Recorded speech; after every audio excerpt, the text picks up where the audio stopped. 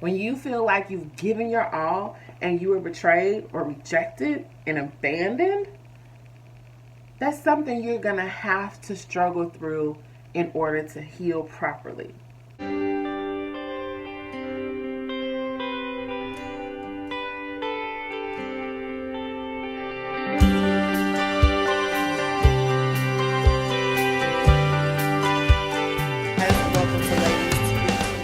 People, Danita Sims here with another Tidbit Tuesday.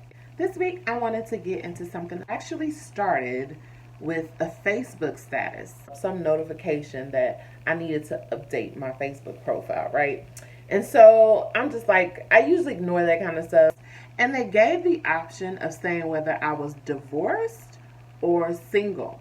And I thought to myself, quite frankly, for a long time, because I think I identify with myself as being divorced more than being single. How easily we define ourselves by our relationship statuses. Divorce simply means that I'm married no longer.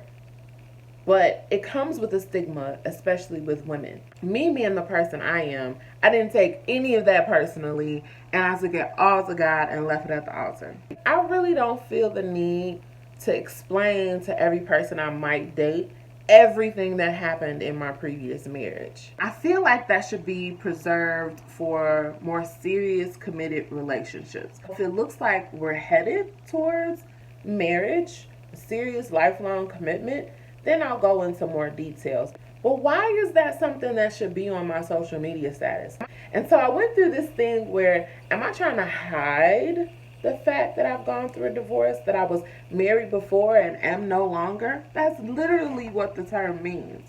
It doesn't mean anything else other than that. Because as we know in relationships, there are probably 4 or 5 different sides to a story. Trust me, especially if there are kids involved. I struggled with letting go of the title of divorced.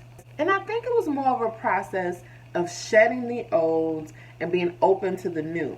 For a long time, I wasn't open to the new. I was like, look, I'm going to take care of my child. I'm going to get this coin together. I'm going to get out of debt, and I'm going to live for the Lord. I can't handle the relationship thing right now. It's just too much. But then I had to wonder, why am I shying away from the title of being single? That was a transition for me. Mind you, this all started with the relationship status on my Facebook page. But it really made me think. So if you've ever been married before, gone through a divorce, whether it was a really amicable thing or whether it was a really nasty thing, how did you interpret your transition from being titled divorced to single? If I have the option, I just want to say single, open to the possibility of a new marriage. So just because you might have gone through a harsh breakup or someone just tore your heart into pieces, just breaking up doesn't heal or doesn't end everything in that previous relationship. People think it ain't that serious, but it is.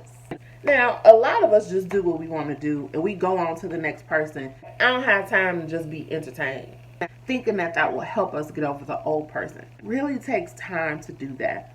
We hate doing it. I know we do. Some of us self-medicate in more ways than one. But it's not healthy.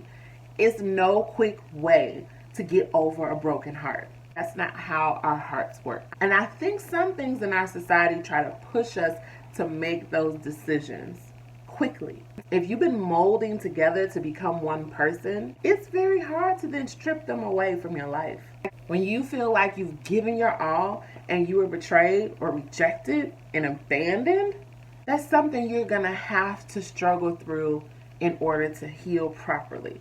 And ain't nobody got time to be repenting for no extra unnecessary body count. I got a baby. She need a daddy. I got more books to write. I got traveling to do. I still have a few blank pages in my passport. You know what? It's time for me to go anyway. This thing going on too long.